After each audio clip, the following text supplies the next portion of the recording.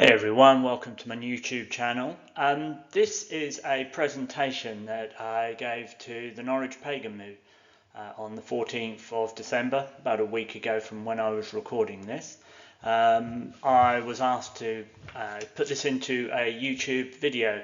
The original recording was a bit scratchy as it was recorded from a laptop, so I had decided to re-record the audio, which is pretty much word for word from what I gave anyway, so it's just a little bit clearer and a little bit easier for people to watch. So I hope you enjoy this presentation and talk I gave. If you really like this, a like and a subscribe would be very much appreciated, and also don't forget to check out the other work I do and my social media channels. Okay, so let's dive into the presentation. Good evening and welcome. We welcome the spirits of this place, the spirits of this time, and honour the Lord and Lady of Norfolk. Thank you all for being here on this dark and December night. And it is dark, isn't it? We're in that strange suspended time between Samhain and the winter solstice. Halloween pumpkins are long composted. Christmas lights appeared long ago, but they feel premature, even more each year, almost defiant against the darkness. But we're in the deep dark now. The ancients knew this as the dark half of the year, the time when the veil is thin, yes, but also when the earth sleeps, when growth happens underground, invisible in the dark. Now, I like the dark, and often go into the woods near me at night and just sit, feeling its presence, listening to the animals and the stir of the trees. It particularly invokes when I was initiated into the Ovate grade of the Order of Bards, Ovates and Druids. The first part of the ceremony, I was blindfolded and left to sit in the woods before the Grove Mother came and got me, leading me blindfolded through the woods, blindfolded to a sacred spot for my initiation. The feeling of total darkness, total trust, and total surrender. Now, I can't say anything more about the initiation itself. That's something, if people want to know about, they're going to have to join and explore themselves. It's a bit of a mystery and a bit of a secret. So tonight we're going to explore this darkness, not run from it, not fix it with premature light, but be with it. Because our ancestors across many traditions, Celtic, Norse, Egyptian, and yes, Christian, they all knew something we're apt to forget. You cannot have dawn without first surrendering to the depths of the dark. The title of this talk is Return of the Sun, and I need you to hear that carefully because there's a deliberate play on words here. Not S-U-N, the sun in the sky, the solar disk, the astronomical object, but S-O-N, the sun, the divine child, the sacred offspring born of darkness. This isn't accidental. The linguistic dance between sun and sun echoes through Celtic mythology, through Norse sagas, through Egyptian hieroglyphs, through Christian theology. And here's what's beautiful about that dance. It works across multiple traditions, multiple languages. In Welsh, the Mabon means divine sun. The same figure is called the Son of Light, solar deity and divine child. In Christianity, Christ is called the Son of God and Light of the world. Sun and sun woven together. So when I say both, I'm invoking both. When I say return of the sun, I'm invoking both. The astronomical return of the sun at winter solstice, yes, absolutely. The days will start getting longer, the light is coming back. but also the return of the divine Sun, the sacred child born from darkness, the consciousness that emerges from unconsciousness, the creative spark that must be imprisoned before it can be freed. Sun and sun, astronomical event and spiritual mystery, cosmic pattern and personal transformation. So that's what we're exploring tonight.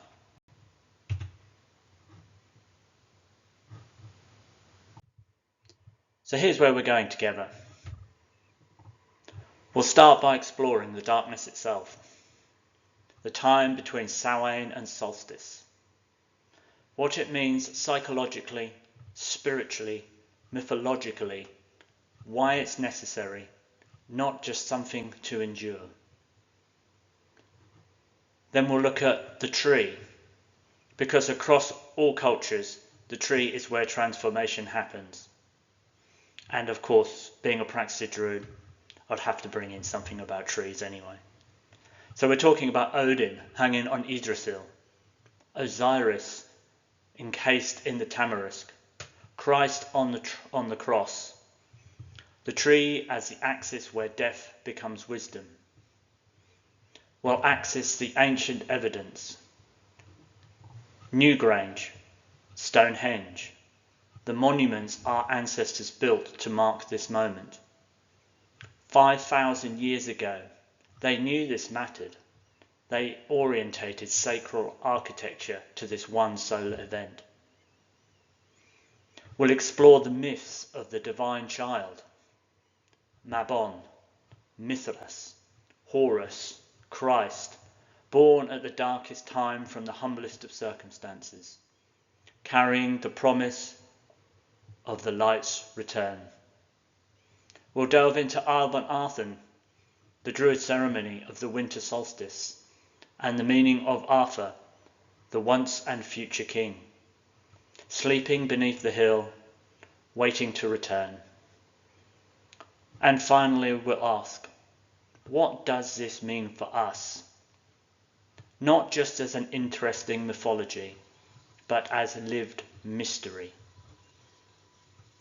What wants to be born in you from this darkness? Right now, as we speak, we're standing on the threshold.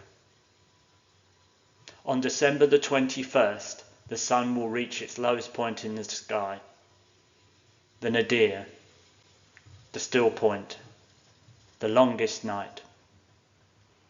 And then it turns. The light begins its return, slowly, imperceptibly at first, but return it does. This is Mabon, the light of Arthur, the light of the bear, the return of the sun. So let's begin by looking at the darkness itself. So we've crossed the threshold of Samhain, Halloween, All Hallows Eve, whatever name you give it. That was our gateway into the dark half of the year. In the Celtic calendar, Samhain wasn't just a harvest festival or a spooky night for costumes and shenanigans. It was the beginning of winter, the beginning of the dark time, the moment when the veil between worlds grows thin. But also the moment when we acknowledge that the light is leaving, the sun is weakening, the world is dying. And I use that word deliberately. Not resting, not sleeping, dying.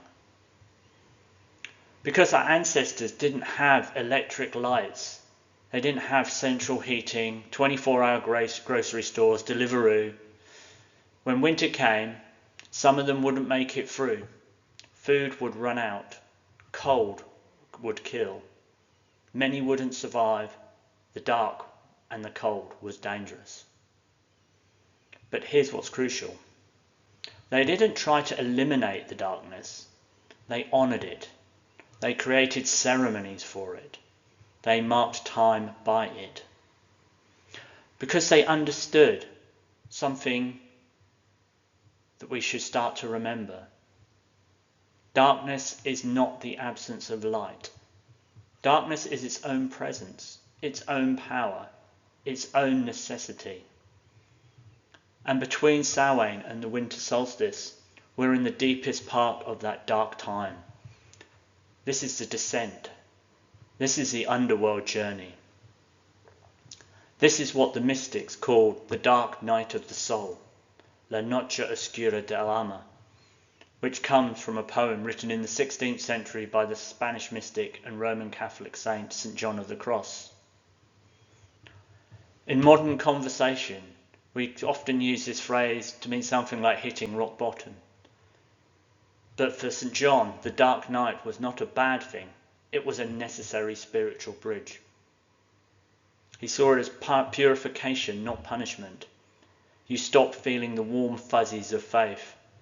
Prayer becomes dry, and you feel abandoned. It is called the dark because the soul can no longer see where it is going, using its normal senses or intellect. It is flying blind. And the purpose of this dryness was to detach the mystic from their ego and their reliance on feelings, allowing them to mature and enter a union with God. So we look at darkness not as pathology, not as something to fix, but as initiation.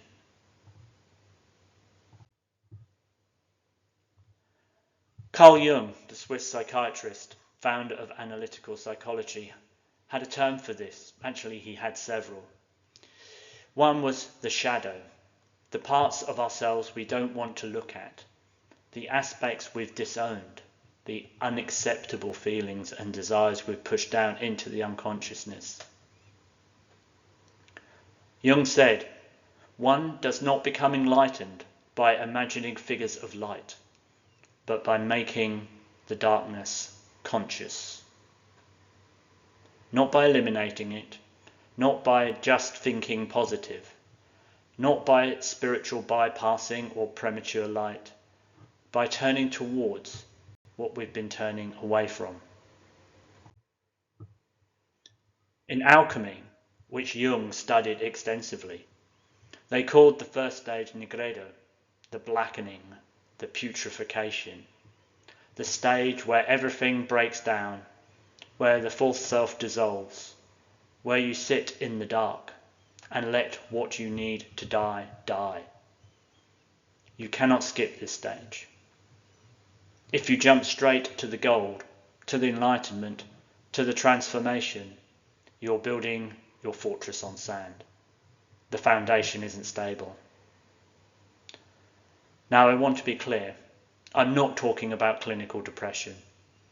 I'm not saying just sit in your depression and just call it spiritual. If you need support, get support. Therapy, medication, community, whatever tool you need that is available, use it. But what I'm saying is that our culture, to some extent, has pathologized seasonal depth. We've turned winter sadness into seasonal affective disorder that must be treated with light boxes and vitamin D. And of course, again, yes, if you need those things, use them. But also ask, what if the darkness is trying to teach me something? What if my psyche needs this fallow time? The earth doesn't apologize for winter. The seeds don't frantically try to grow in December. They rest. They wait. They gestate in the dark. What if we're supposed to do the same?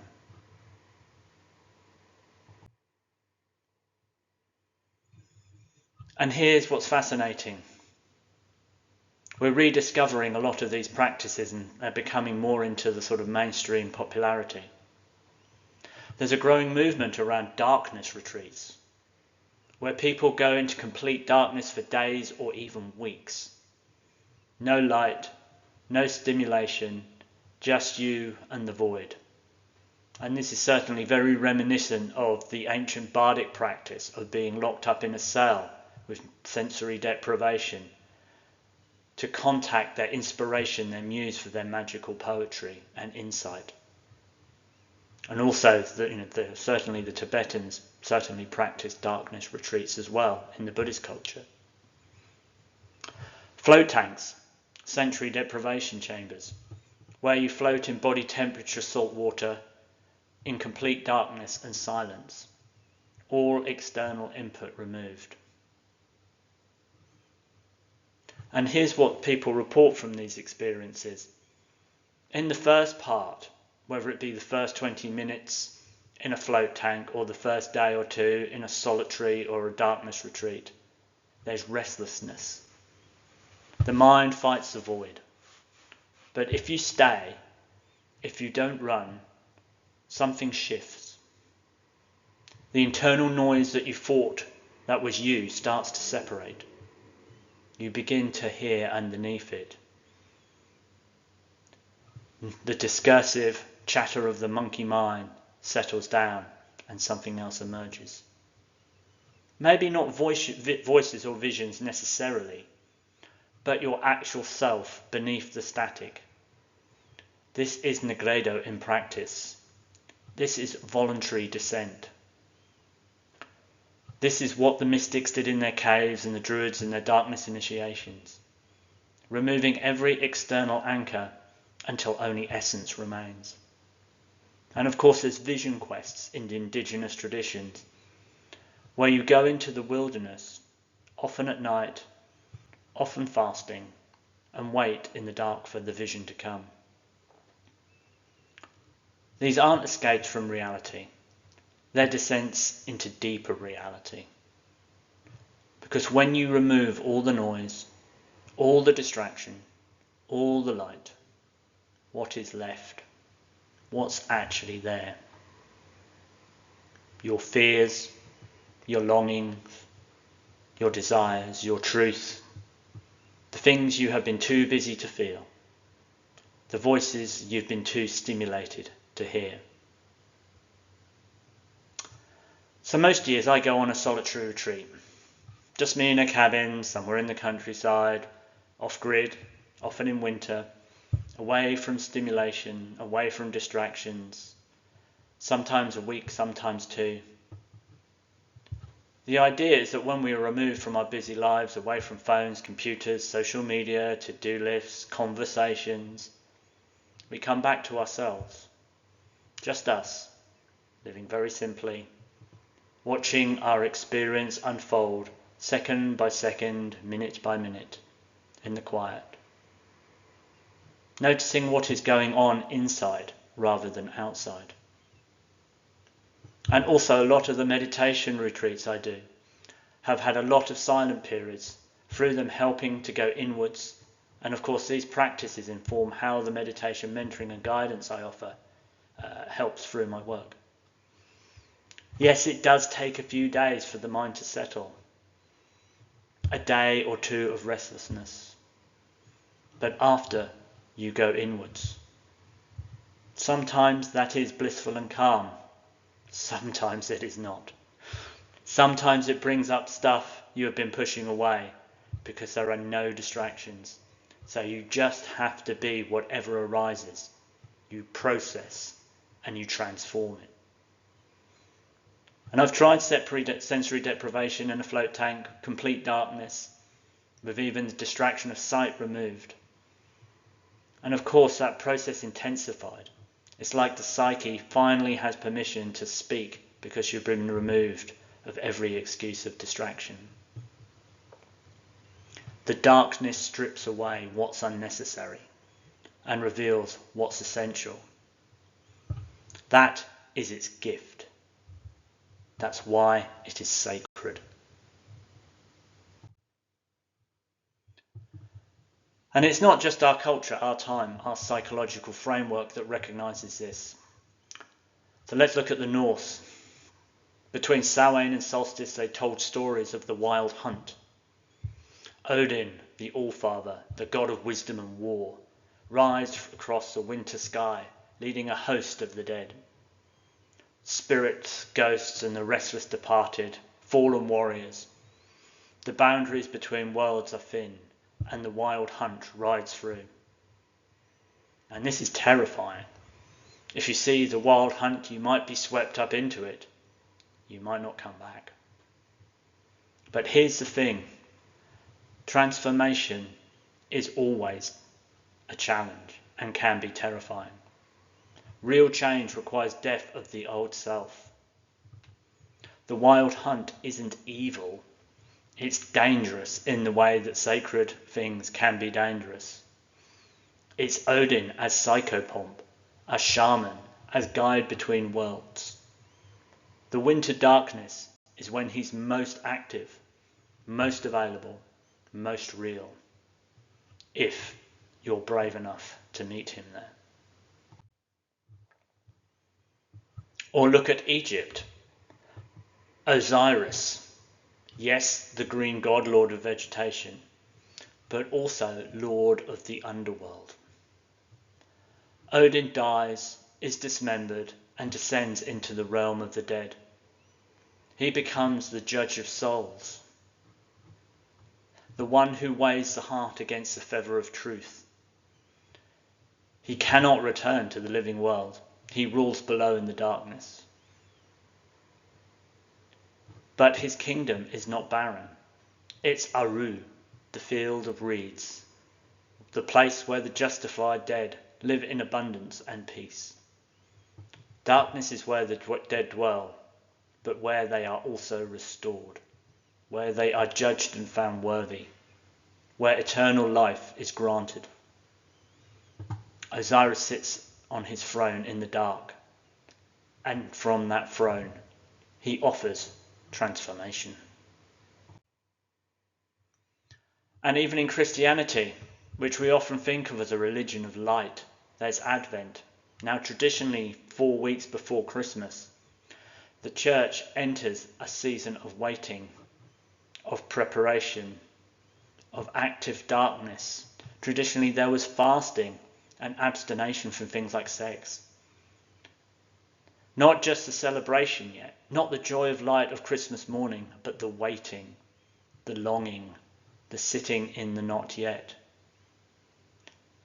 The medieval mystics called this the via negativa, the negative way, the path of darkness, of unknowing, of letting go of certainty. As we said, St. John of the Cross wrote about the dark night of the soul, and he meant it as a gift, as the soul being stripped of false consolations so it could encounter God directly. The darkness is where we meet the divine, unmediated by our projections.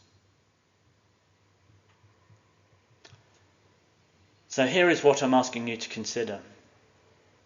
What if this dark time, this time between Samhain and Solstice, is not something to endure, but something to honour? What if your psyche is asking for fallow time, for descent, for letting go?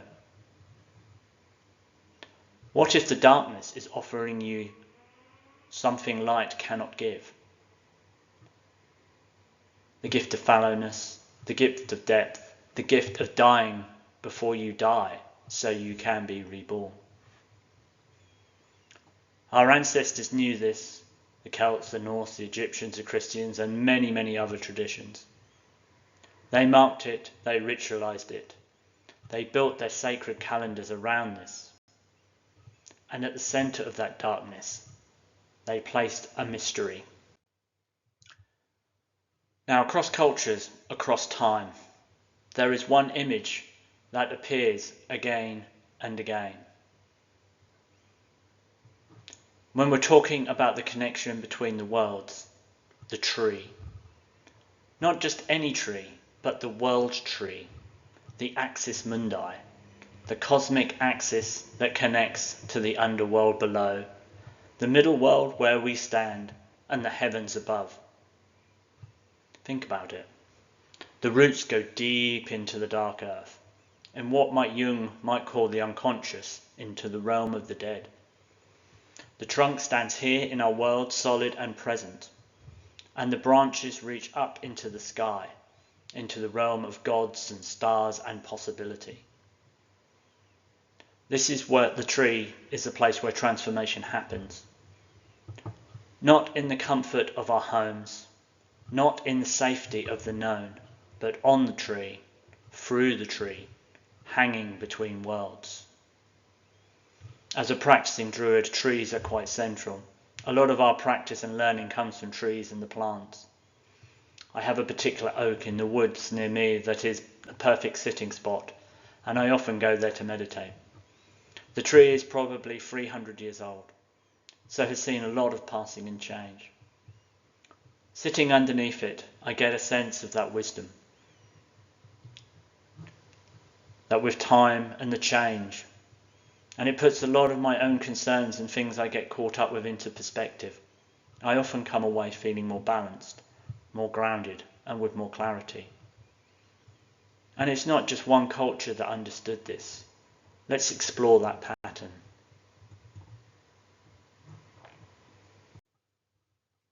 So in Norse mythology, we have Yggdrasil, the great ash tree that holds the 9 worlds in its branches and roots. And we have Odin, the Allfather, the chief of the Aesir, the Norse gods. You'd think that being chief of the gods would be enough, right? You'd think he'd be satisfied. But oh no, not Odin. Odin is driven by an insatiable hunger for wisdom, and the deepest wisdom, the wisdom of the runes, the wisdom of life and death. That wisdom is found among the dead. So Odin does something shocking. He hangs himself on Yggdrasil. And listen to his own words from the Norse poem, the Havamel. I know that I hung on a windy tree 9 long nights, wounded with a spear, dedicated to Odin, myself to myself. Myself to myself. This isn't a crucifixion by enemies. This is self-sacrifice. Odin pierces himself with his own spear Gungnir and hangs on the world tree for 9 nights, a sacred number, the number of gestation, the number of completion, freeze. No water, no food, hanging between life and death, between the worlds, until finally, at the point of death, the runes reveal themselves to him. The mysteries of existence written in symbols of power appear to the dying god. And then he falls, screaming, reborn with the knowledge of the runes. The tree is his gallows. The tree is his teacher. The tree is the axis where death becomes wisdom. And here's something beautiful. The word Yggdrasil means Odin's horse. Yd is one of Odin's names, the terrible one. And Drasil means horse. But horse is a kenning, a poetic substitution. The horse that you ride to your death is the gallows. Yggdrasil is Odin's gallows horse, the tree he rides between the worlds. So now let us travel south and back in time. Egypt, the story of Osiris, the green god, lord of vegetation, and as we said, lord of the dead. You might know the story of his murder. His brother Set, consumed by jealousy, kills Osiris and cuts his body into pieces, 14 pieces, and scatters them across Egypt. Isis, his wife and sister, searches for them, gathering each piece, putting them back together. After Set first murders Osiris before his dismemberment, he seals Osiris's body in a coffin and throws it into the Nile. The coffin floats downstream to Byblos in Phoenicia, and there a tamarisk tree grows around it. The tree encases the dead god within itself.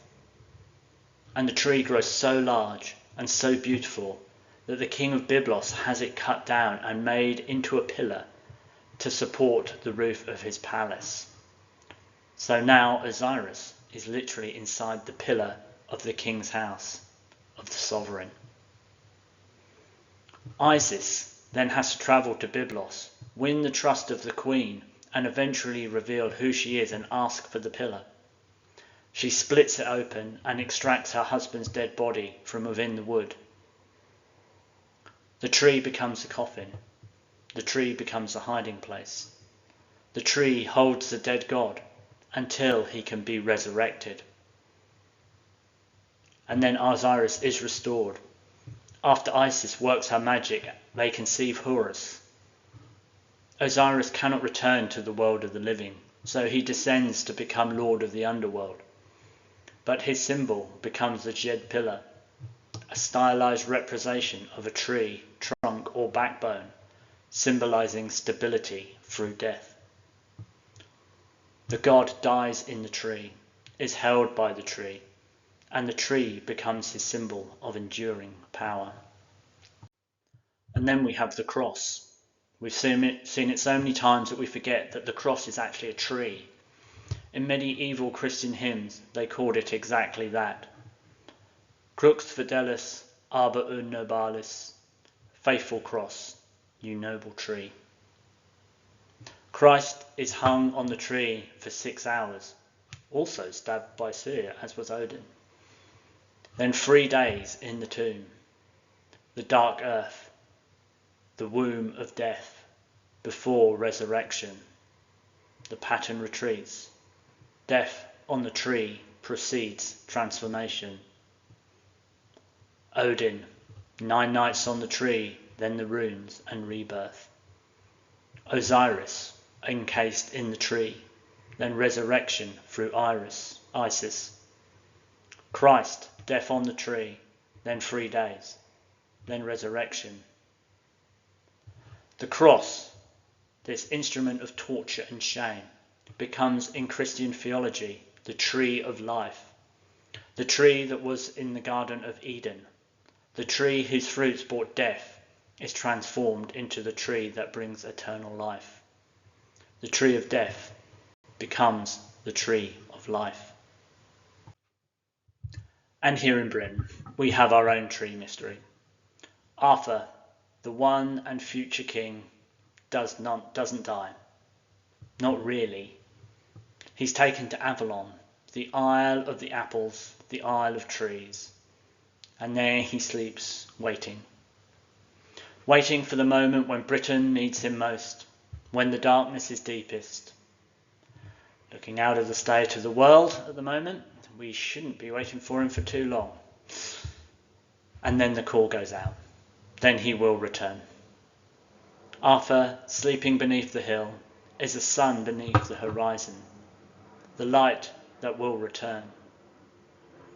And at Glastonbury, the legendary site of Avalon, there used to grow anyway, a hawthorn tree, the Glastonbury Thorn, said to have been planted by Joseph of Arimathea.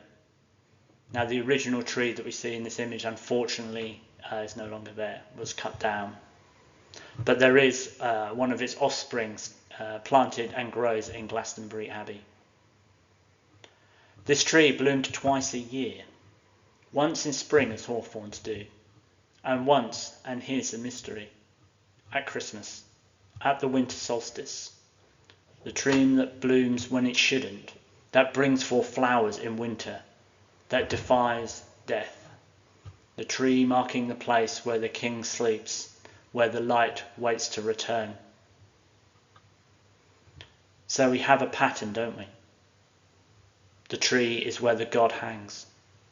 The tree is where the god dies. The tree is where the god waits. And at the darkest time of the year, when the sun hangs at its lowest point, when we stand at the nadir, the tree becomes the birthplace. And because our ancestors knew this, they knew it so deeply that they built monuments to it. So we've explored the darkness. We've seen that the tree as the axis where transformation happens. But you might be thinking, these are beautiful myths, wonderful stories, meaningful symbolism. But are they just stories? Well, let me show you something. Our ancestors didn't just tell stories about the winter solstice. They didn't just imagine that this moment mattered. They built monuments to it. Massive, megalithic, mind-bendingly precise monuments that lasted for 5,000 years. And these monuments, scattered across Neolithic Europe, all do the same thing. They mark this solar event, this one winter solstice. Not casually, not approximately, but with precision that astounds and staggers modern engineers. Let me take you to Ireland. In the Boyne Valley of County Meath, Ireland, there's a structure called Newgrange. It's a passage tomb, a kidney-shaped mound, 250 feet across, 44 feet high, covering more than an acre of ground. It's ringed with massive curbstones, many decorated in spirals and diamonds carved into the rock. And it's old. Newgrange was built around 3200 BC. That's approximately 5,200 years ago. To put that into perspective, it predates Stonehenge by 1,000 years. It predates the Pyramid of Giza by 600 years. It was already ancient when the Celts arrived in Ireland. The people who built this had stone tools, no metal, no wheels, no written language, and yet they managed to construct something so architecturally sophisticated, so astronomically precise, that it still functions exactly as intended 5,000 years ago. Here's what happens. On the morning of the winter solstice, and only the winter solstice, the rising sun shines through a specially designed opening above the entrance. This opening is called the roof box. It travels down a 62-foot passage, gradually illuminating the floor, and for 17 minutes, just 17 minutes, it floods the inner chamber with golden light, and then it fades. And for the next 364 days, the chamber remains in darkness. 17 minutes. Out of the entire year, 525,600 minutes, the chamber is illuminated for just 17 of them. And our ancestors, 5 millennia ago, built a structure to capture exactly those 17 minutes. So the first modern person to witness this phenomena was Professor M.J. O'Kelly on December the 21st, 1967. He had been involved in excavating Newgrange for a number of years, and he suspected the roof box was intentional, not just decorative. So he waited inside the chamber, in the dark, in the cold, and then the light came. He wrote later that it was one of the most moving experiences of his life. To sit in a cold stone chamber built by people who had been dead for 5,000 years, and to witness the moment they had designed for, still working, still precise, still sacred. And here's what's beautiful about the symbolism. The sun, often seen as a masculine, active light, penetrates the earth, feminine, receptive, dark, at the moment of greatest darkness. It's a cosmic intercourse, the earth as womb, the sun as seed. And from that union, from that moment of light entering the dark chamber, new life will emerge. The divine child is conceived in the darkness and born at the solstice. Newgrange isn't just a calendar.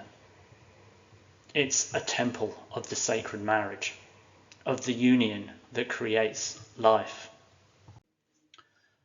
Now here's what the archaeologists tell us. This precision is too exact to be accidental. The roof box is positioned so the light doesn't just enter the passage, it hits the floor of the chamber at a specific angle. This alignment counts for the precision of the Earth's axis over millennia. 5,000 years ago, the light would have entered exactly at sunrise. However, due to the Earth's slow wobble, it enters now about 4 minutes after sunrise. But still it enters, still illuminates, still marks the moment. Think about what this means. These people, our ancestors, understood astronomy at an extraordinary level. They tracked the sun's movement with such precision that they could predict exactly where it would rise on one specific morning and orientate a massive stone structure to capture that moment. And they invested decades in building it. Archaeologists estimate that it took a workforce of 300 people at least 20 years to construct Newgrange. 20 years of labour, thousands of tons of stone, sophisticated engineering and mathematics for 17 minutes of light. Why? Why would they do this? Because this moment mattered more than almost anything else. The return of the light, the promise that the sun, that life itself, would return from the darkness. This wasn't casual, this wasn't decorative, this was the axis around which they orientated their understanding of reality. Now, I've not been to Newgrange, but I have been to Stonehenge at sunrise, not far off the summer solstice. The mist hung on the surrounding landscape like a grey sea, with the burial mounds that surround the area of Stonehenge just poking up above the mist.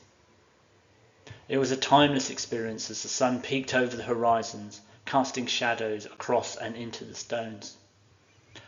I was fortunate enough to be with a group that was allowed to do our ritual amongst the actual stones, and it was a strong experience to consider the connection with our ancestors who built this place over 3,000 years ago, possibly doing similar things to what we were doing that morning. And Newgrange and Stonehenge isn't alone.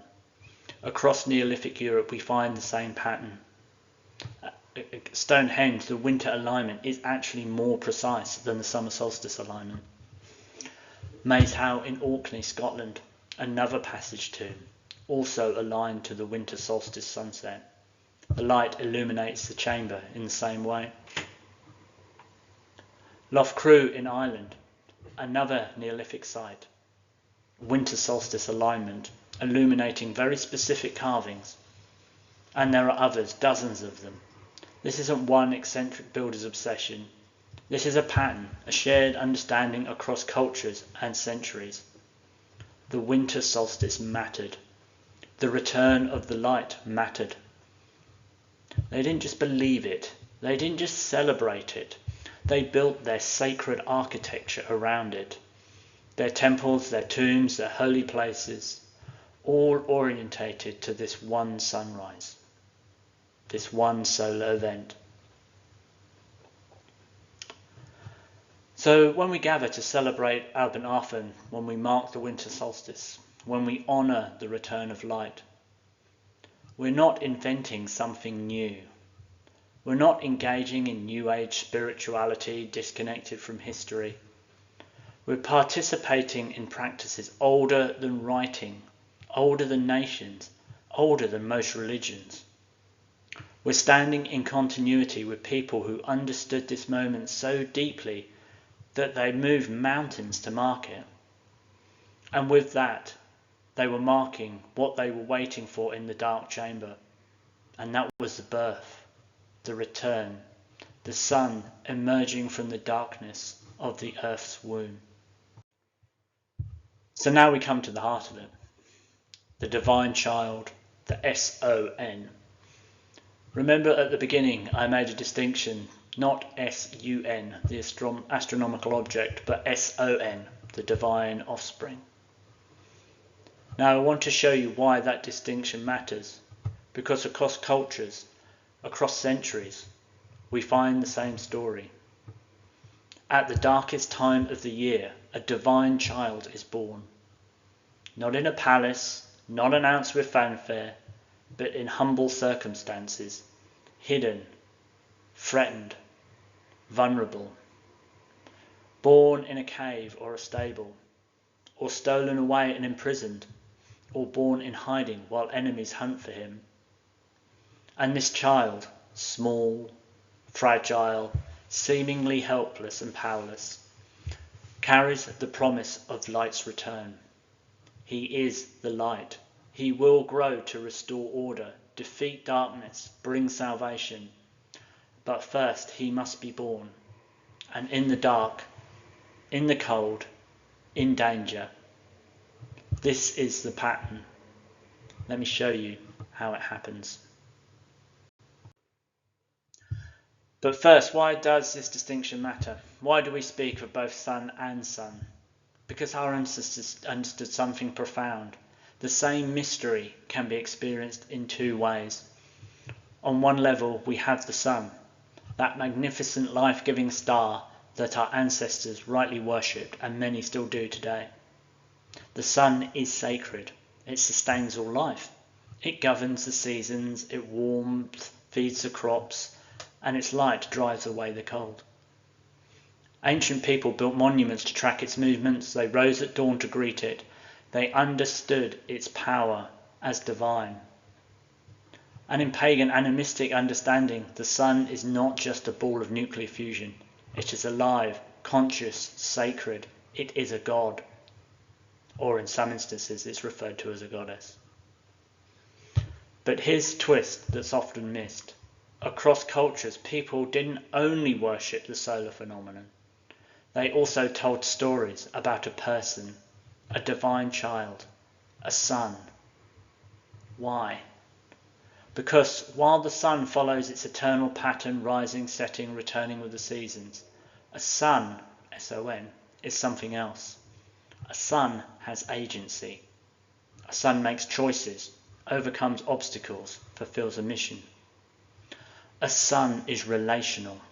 A sun has a mother, often a father, a lineage, a people who need him.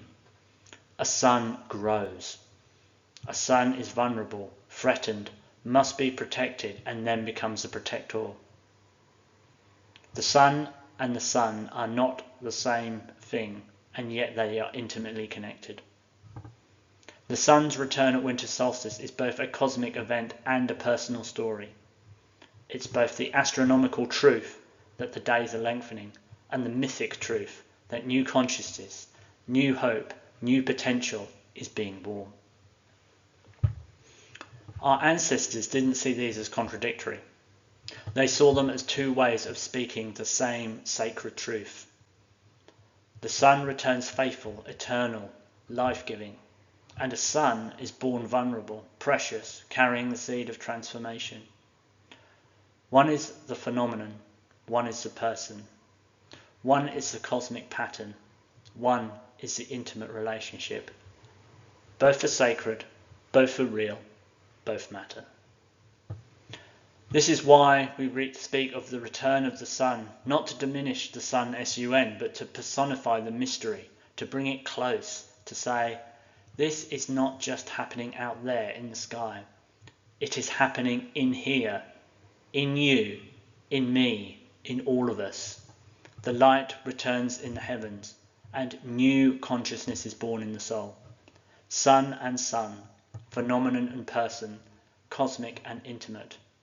Both and, not either or. And we can see this beautifully in some of the stories and myths.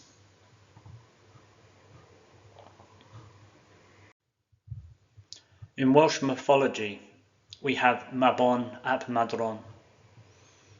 The name itself tells the story. Mabon means divine son, and Modron means at divine mother.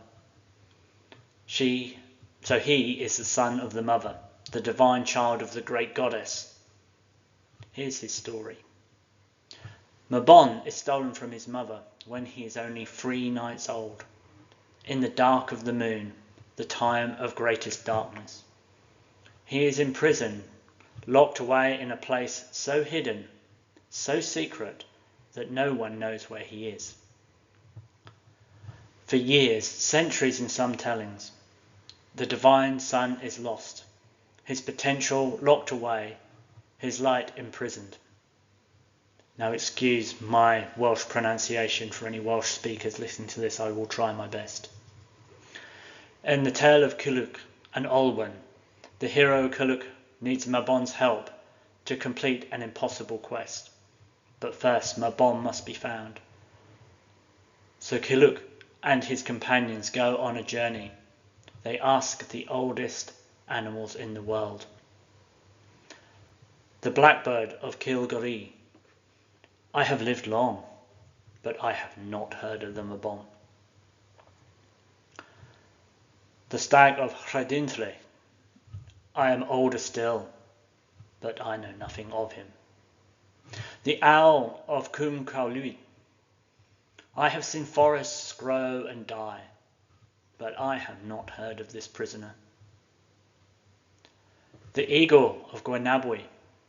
I have lived 3 lifetimes of a man, but I cannot help you.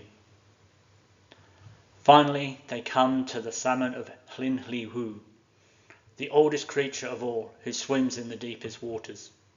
And the salmon says, yes, I know where he is, and I will take you to him. The salmon leads them upstream to a fortress where they hear through the stone walls, the sound of someone crying. It is Mabon, still imprisoned, still waiting. They break down the walls and free him. And when is this rescue said to take place? At the winter solstice. Mabon, the divine sun, is freed from his prison at the darkest time of the year. He emerges, he is restored to his people. His power is returned. The light that was imprisoned is released. Mabon is both the solar child, the returning sun, S-U-N, and the soul's creative potential that must be imprisoned before it can be freed. The part of us that is locked away in the dark, waiting to be remembered, waiting to be called forth. Now, let us travel to Rome, 1st century CE. The Roman legions worshipped Mithras, a god born from a rock, or in some accounts from a cosmic egg, at winter solstice. Mithras emerges fully formed, carrying a torch and a knife. He is Sol Invictus, the unconquered sun. His birthday was celebrated on December the 25th, the traditional date of the winter solstice in the Julian calendar. Mithras represents the light that cannot be defeated, the sun that will always return no matter how deep the darkness. He is a warrior god, a god of contracts and loyalty, worshipped especially by soldiers, but at his core, he is the divine child born from the earth at the darkest time. Light born from stone, life from the womb of the earth. And in Egypt, we have Horus, the falcon-headed god, son of Isis and Osiris. So remember, Isis has been murdered by his brother Set, his body dismembered and scattered. Isis gathers the pieces and through her magic conceives Horus. But she gives birth to him in hiding in the marshes of the Nile Delta, in secret, because Set is hunting for the child. Horus is born vulnerable, born hunted, born in danger. But Isis protects him. She hides him in the reeds, she nurses him in the darkness, and he grows. And eventually he challenges Set. He defeats chaos and restores Mut, cosmic order, justice, truth. Horus becomes the rightful king, the light that defeats the darkness. Order is restored. But first he must be born in hiding. He must survive the dangerous time. He must be protected in the dark. The divine child is always threatened, always vulnerable, always born in circumstances that seem designed to destroy him. And yet he survives, he grows and fulfills his destiny. And then we come to Christianity. And here's what's fascinating. The early church deliberately placed Christ's birth at the winter solstice. Historically, we have no idea when Jesus of Nazareth was actually born. The Gospels don't give a date. But in 273 CE, the Church chose December the 25th, the traditional solstice date on the Julian calendar, and the birthday of Sol Invictus, the birthday of Mithras. Why? Because they understood the power of the pattern. Christ is called the light of the world, John 8:12. He is the Son of righteousness, Malachi 4:2. He is born to bring light to those in the darkness, like Luke 1:79. He is the divine Son, S-O-N, and the divine Son, S-U-N, woven together. And look at the circumstance of his birth. Now, we often say he was born in a stable. Some traditions say he was born in a cave. No room at the inn. Rejected by the world before he even enters it. Announced to the shepherds, not to priests, not to king, but to the lowest class, who watch over their flocks by night. Visited by magi, often depicted as free, although the Bible doesn't specify. These men follow a star. They follow the light. They bring gifts. They recognize the divine child. And what are these free gifts? Gold for a king. Frankincense for a priest, one who offers worship. Myrrh for embalming for death. So from the moment of his birth, his death is foretold. The divine child is born to die, to descend, to be buried, to rise. Death and rebirth are written into his story from the beginning. And just like Horus, he is hunted. Herod orders the massacre of the innocents, trying to kill the threatened king. The Holy Family flees. The child must be hidden, protected, kept alive. The divine child is always in danger. But he survives. He grows. He fulfills his mission. He says, I am the light of the world. Whoever follows me will never walk in darkness, but will have the light of the life. John 8:12. The Son is the Son. The Son is the Son. Christianity takes the ancient pattern and makes it explicit. So what are we to make of this? 4 different cultures, 4 different divine children, 4 different names, but the same pattern. Birth at the darkest time. Humble or hidden circumstances. Threatened, endangered, hunted. Carries the promise of life, restoration, salvation. Must grow to fulfill the mission. Why does this pattern repeat? Carl Jung, along with Carl Karenyi, wrote about what they called the divine child archetype. They said the divine child represents new consciousness emerging from the unconscious. It's the potential self, the future wholeness, the creative spark that's been gestating in the dark. The divine child is small, vulnerable, threatened by the old order, Set, Herod, the forces of darkness. But it contains the seed of transformation. Jung wrote, the child is born out of the womb of the unconscious, begotten out of the depths of human nature, or rather out of living nature herself. The divine child is what wants to be born in you. Not just, the sun is coming back, but what new consciousness, what new potential, what new self is trying to emerge from the darkness of your own psyche. The darkness we explored earlier in part 1, the shadow work, the negredo, the necessary dark, that's the womb. And what's being born from that womb is not the same old you, not just back to the normal, but something new, something that could only be conceived in the darkness, something vulnerable and precious and containing the seed of your next chapter. The divine child is the self that wants to be born. But just like in the myths, it will be threatened. The old order doesn't want to die. Herod doesn't want a new king. Set doesn't want Horus to grow up. Your old patterns, your old stories, your old identity, they will resist. But if you protect your divine child, if you honour what's being born, if you give it space, time, and care, it will grow. It will fulfill its mission. It will become the light you've been waiting for.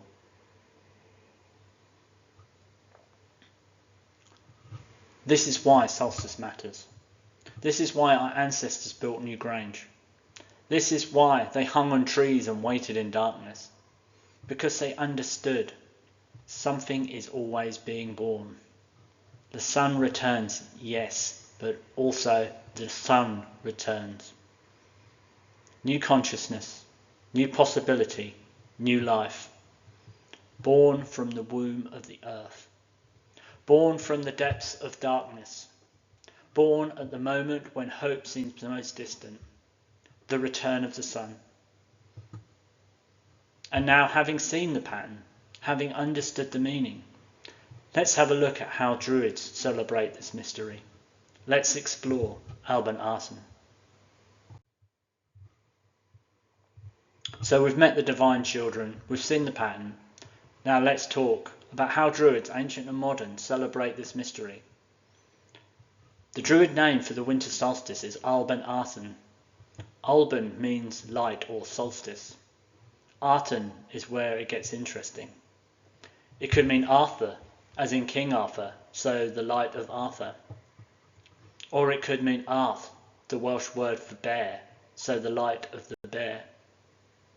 And here's the beautiful thing, both meanings are true. Arthur's name comes from Arth. He is the bear man, the bear king. In the sky, the constellation of the Great Bear, or the Plough, is a constellation that never sets below the horizon in the northern latitudes. It's always visible, always watching, always turning around the pole star.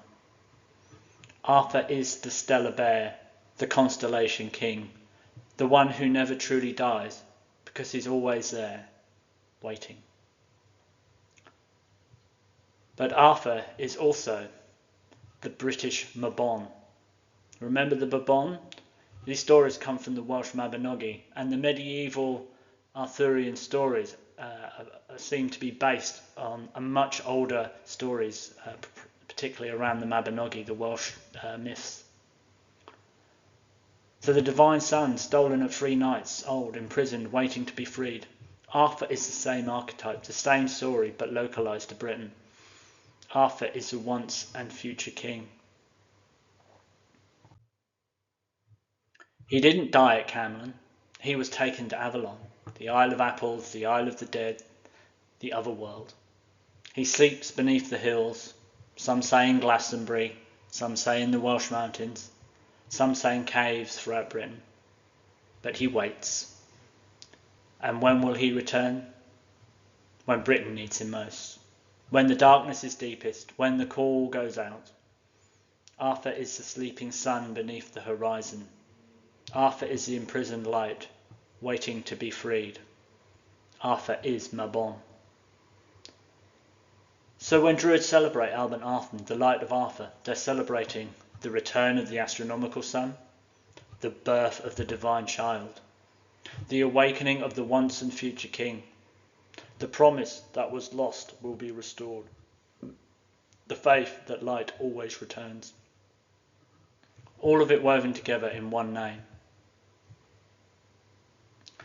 Now let me give you a rough outline of how the traditional Druid ceremony for Alban Arsen goes.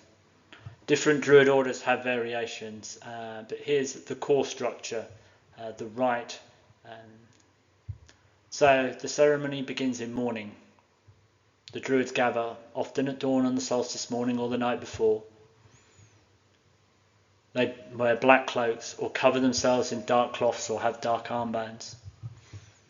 They acknowledge the darkness. They name the dying year. They honour what's been lost, what's ended, what had to be released. The chief Druid or the Pendragon asks, "Teach us, ancient, to what period of time we have come?" And then the answer comes. to the time of darkest darkness, to the nadir, to the still point where the sun hangs at its lowest and the night is longest. This isn't rushed, this isn't glossed over, the darkness is honoured, the death is witnessed. Because you cannot have resurrection without death. You cannot have return without departure. You cannot have light without darkness. Then all lights are extinguished. Every candle, every flame, every lamp. The assembly sits in complete darkness. In some traditions there is a long silence. In others there's chanting or a meditation on the void, on the darkness, on the womb of possibility. But the key is everyone sits in the darkness together. You sit in the dark, you feel it, you let it be what it is, and you wait. And then at the appointed moment, at sunrise or when the Pendragon determines the time has come, the black cloths are removed, and someone, often a young woman called the Rose Bearer, or the Maiden of Light, brings forth a single lantern or candle. She holds it high and declares, "A star is lit in the place of the rose. The light returns." Or variations on this, something like, "Behold, the light is born, the sun returns, the divine child emerges." And from that one flame, all other flames are lit. Each person in the circle lights their candle from the central flame or from their neighbour's candle.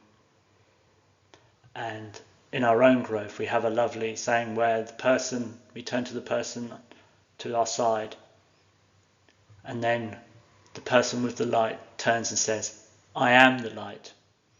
I give you the light," and then lights their neighbour's candle. "You are the light. We are the light." And that then light spreads. One becomes two, two becomes four, becomes eight, becomes a whole assembly in a blaze of light. Unity manifesting into multiplicity. The one light becoming the many lights. This is profound metaphysics enacted in ritual. All light comes from the same source. We are all bearers of that original flame. When we light each other's candles, we are not diminishing our own light. We are spreading it, multiplying it, sharing it. After all, we are all born from the dust of stars. The darkness is banished, not by one brilliant sun, but by many small lights, held by many hands, all lit from the same source. And then there's the mistletoe. Pliny the Elder, writing in the 1st century, describes a Druidic ritual he witnessed. On the 6th night after the new moon, following the winter solstice, Druids would process to a sacred oak tree where mistletoe was growing. Mistletoe is a parasitic plant. It grows on the tree but isn't rooted in the earth. It lives between earth and sky, belonging fully to neither. It is a liminal plant, a threshold plant. And in the dead of winter, when everything else is brown and barren, the mistletoe stays green. Its berries are white, like drops of moon or semen. It was called the All-Heal. It was considered sacred, magical, a plant of great power and fertility. The Druid would climb the tree, or the mistletoe would be in reach, and they would cut it with a golden sickle. Not iron, not steel, gold. For gold of the sun, gold for the returning light, gold for the eternal, the incorruptible. The mistletoe was then caught in a white cloth before it could touch the ground, because touching the earth would break its power. It must remain must remain in that liminal space. It was brought back and given to the community as a gift, as medicine, as blessing. The plant that lives between the worlds, that stays green in death season, cut with the sun's metal at the time of the sun's return. It's all one piece. It's all the same mystery. And many Druids incorporate this, bringing mistletoe from the north, the direction of winter, of darkness, and offering it as the all-heal, the medicine of the season, the gift of the returning light. But here's what I want you to really hear. In the Druid ceremony, we don't just watch the light return, we participate in its return. We sit in the darkness, we endure it, we don't flee from it. And then when the moment comes, we light the flame. The rose bearer brings the light, yes, but then we pass it. We share it. We kindle flame from flame until the whole assembly is ablaze. We are not passive observers of a solar event. We are active participants in a cosmic mystery. The sun doesn't return to us. The sun doesn't return for us. We call it back. We kindle it. We become it. This is what ritual does. This is what ceremony offers. It's not just, oh, the days are getting longer, how nice. It's, I am part of this. My presence matters. My light matters. I am one of the many small flames that together become the return of the sun. I am the light. I give you the light. You are the light. We are the light. I find it a deeply moving ceremony of depth and hope. And this time next week, after I've recorded this talk, I will be with my own Druid Grove, enacting this ritual again, honouring another turn of the wheel of the year. This is also what I help others do in my mentoring and guidance, through their own inward journey to recognise their own light, their own sovereignty, and seek the wisdom within, not just externally. Their presence matters. They are part and not separate from the whole. So that's Alban Arthur. That's an outline of the ceremony. Arthur stirs in his sleep. The bear turns in the sky. The Mabon is freed from his prison. The divine light is born. The light returns. And we are the ones who kindle it. Now, just before we close, let's look at some of the other symbols of this season. The holly, the yew, the evergreens, the Yule log. So we've done the ceremony. We've lit the flame. Arthur stirs beneath the hill. Now let's talk about the symbols, because the symbols we associate with this season are not just pretty decorations. They're encoded wisdom. They're ways our ancestors taught profound truths through objects you could hold in your hand. Now, let me show you what I mean. You may have heard of the Holly King and the Oak King. They're twin brothers, eternal rivals, who battle for sovereignty over the year. At summer solstice, at the peak light, the Holly King defeats the Oak King. The days begin to shorten. The dark half begins. At winter solstice, at peak darkness, the Oak King defeats the Holly King. The days begin to lengthen. The light half begins. But they are not enemies. They are partners in a sacred dance. One cannot exist without the other. They need each other to turn the wheel. Holly stays green through winter, prickly, protective, enduring. Oak loses its leaves, goes dormant, but its wood is strong. Its acorns deep in the earth contain the promise of new forests. Neither king truly dies. Each one sleeps while the other reigns, waiting for the moment of return. It's the same pattern we've been exploring. Death and rebirth, light and dark, one giving way to the other in eternal rhythm. The Holly King and the Oak King are the sun made into two figures, locked in the dance that keeps the world turning. And then there are the evergreens. Pine, firs, yew, spruce.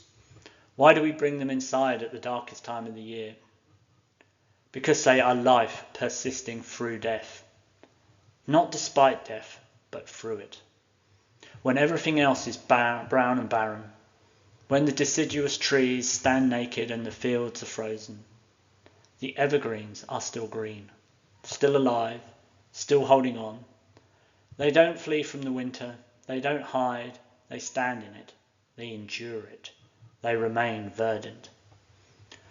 Bringing evergreens into our home at the winter solstice is saying, life continues, even here, even now, even in the darkest time, life persists. It's a promise made in pine needles. It's a hope in the form of a reef. The yew, the oldest of trees, its branches naturally droop to the ground and root, forming new trunk around the original, creating a cycle of new life from the old. This regenerative ability made it a potent emblem of the endless cycle of existence and the soul's journey beyond physical death. And the Celtic tree ogham of the yew, or Yoho, represents death and rebirth, and is the last character in the ogham. And incidentally, all parts of the yew, apart from the flesh of the berry, are also deadly. And of course we have the Christmas tree, again an evergreen, decorated with lights, life and light shining in the darkest part of the year. And the Yule log, so not just a nice Christmas chocolate dessert. Traditionally, you would burn a massive log throughout the 12 days of Christmas, from the solstice through to Epiphany. But here's the crucial detail. You save a piece of it. That piece is kept all year, carefully, safely. And next year, when you light the new Yule log, you use a piece from last year to kindle it. Last year's fire lights this year's fire. Continuity, connection, the chain unbroken. Remember in the ceremony? All lights kindled from the one light. The Yule log is the same principle extended through time. You are not starting over. You're not beginning from nothing. You're continuing. You're part of an unbroken chain of light, stretching back through our ancestors and forward through your descendants. The fire never truly dies. It just waits. I attend and am part of the community that runs Druid camps called Heart of the Yew. Since the inception of those camps, probably 30 years ago, under different names, they always have a sacred central fire, and that we gather around and do some of the ceremonies around, certainly the opening and closing ones. And at the end of each camp, some ash is collected in a jar, which is then added to the fire of the following camp. A continuation, a thread, an acknowledgement of those who have come before and will be in the future. After all, we are all tomorrow's ancestors. So those are some of the symbols: holly, oak, evergreens, Yule log. All of them saying the same thing. Light and darkness are partners. Death and life are a dance. The wheel keeps turning. Which brings us to the final question. What does this mean for you? So we've travelled through darkness and light. We've met gods and kings. We've lit candles and cut mistletoe. But now comes the real question. What does this have to do with you? With your life? With what you're facing right now? Because if this is just beautiful stories and ancient rituals, it's just how interesting, how nice that we've missed the point. The myths are maps. The ceremonies are mirrors. The symbols are invitations. They're pointing at your life. So let's make this personal. Here are some questions I'd like you to sit with. You don't have to answer them out loud.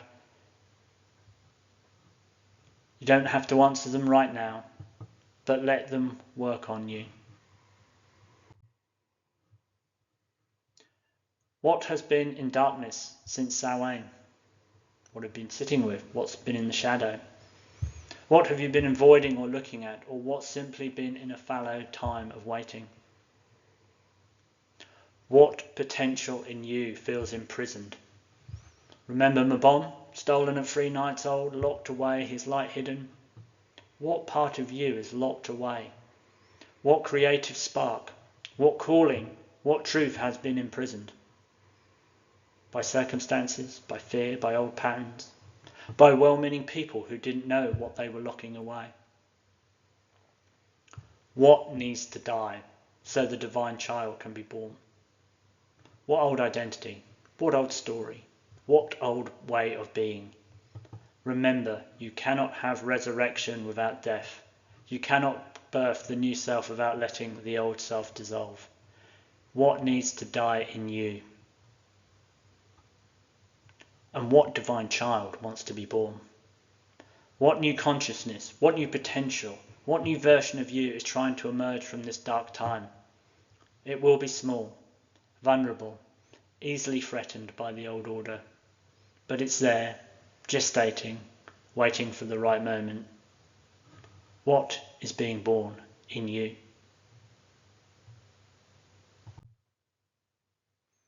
And here's what I want you to really hear one more time. The darkness is not a mistake. It's not a detour. It's not something you failed to avoid. The darkness is necessary. Mabon must be imprisoned before he can be freed. Odin must hang on the tree for 9 nights before the runes appear. Osiris must die and be encased in the tree before Horus can be conceived. The seed must rot in the dark earth before it can sprout. You cannot skip the dark. You cannot bypass the Newgrange. You cannot have dawn without first surrendering to the depths of the night. Our culture will tell you otherwise. It will sell you quick fixes and spiritual bypassing and good vibes only.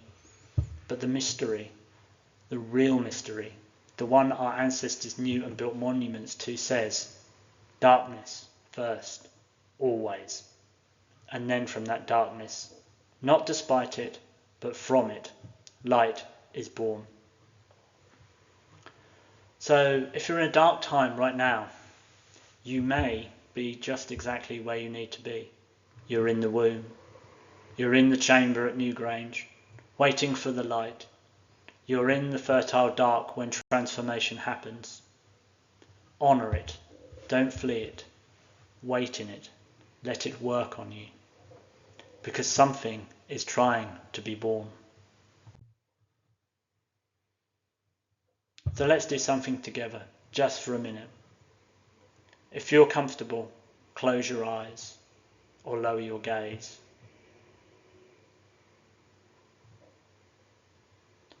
Feel the darkness behind your eyelids. Not as absence, not as a lack of something, but as presence, as substance, as the dark fabric of potential. This is the darkness we've been talking about. The womb, the chamber, the void.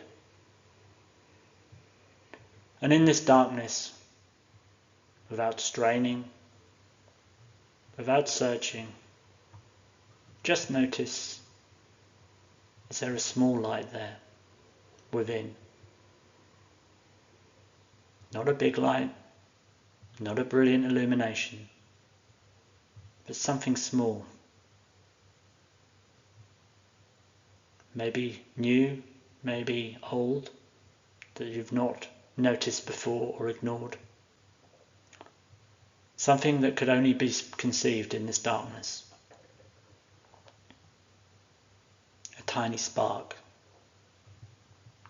A seed. A beginning. The divine child is always small at first. Vulnerable. Easy to miss. But it's there. In the silence.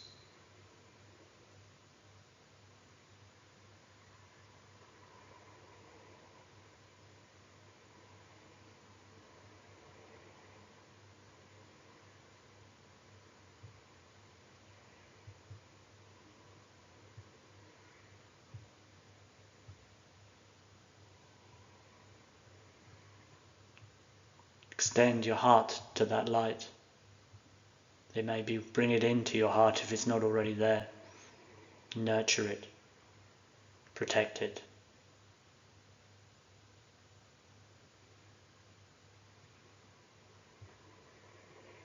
And when you're ready, bring your awareness to space around you. And when you're ready, you can open your eyes. Welcome back to the light.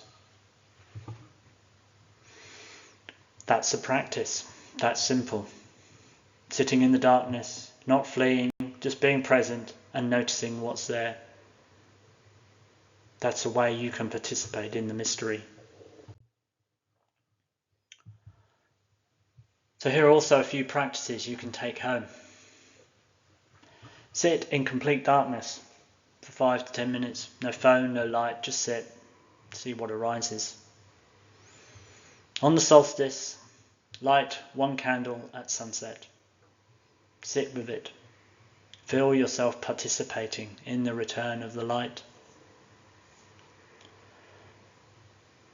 Journal with these questions. What's in the darkness? What wants to be born? If you have a candle or a Yule log tradition, light your flame from someone else's, or offer your flame to kindle theirs. This can be physically with a candle, but it can be with your energy and offering something generous that you give to someone else. Feel the chain of connection. Find a winter tree, bare, patient, waiting. Sit with it, wait. Let it teach you something about trusting the return. These are simple practices, small practices, but they keep you connected to the mystery. They keep you participating, not just observing. They make you the ones who kindle the light. So that's living the mystery. That's making it yours. The darkness is necessary. The divine child is being born. And you are part of the ancient, sacred, ever-renewing pattern, which brings us to where we began. So here we are at the threshold, days from solstice. We've journeyed through darkness, the necessary, fertile, initiatory darkness between Samhain and the winter solstice. We've seen the tree, Yggdrasil, the tamarisk, the cross, the Glastonbury Thorn, the axis where transformation happens through sacrifice and death. We stood before Newgrange, 5,000 years old, still marking the sunrise, still bearing witness that our ancestors knew this moment mattered more than almost anything. We've met the divine children, Mabon, Mithras, Horus, Christ, born at the darkest time, carrying the promise of light's return, each one saying, the sun returns, S-O-N, not just the sun, S-U-N.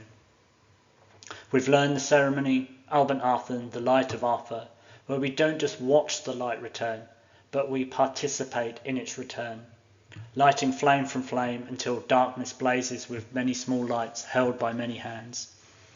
And we've been asked the question, what divine child wants to be born in you? Because the return of the sun is happening on multiple levels. Astronomically, yes, the sun reaches its lowest point and returns. The days begin to lengthen, the light returns.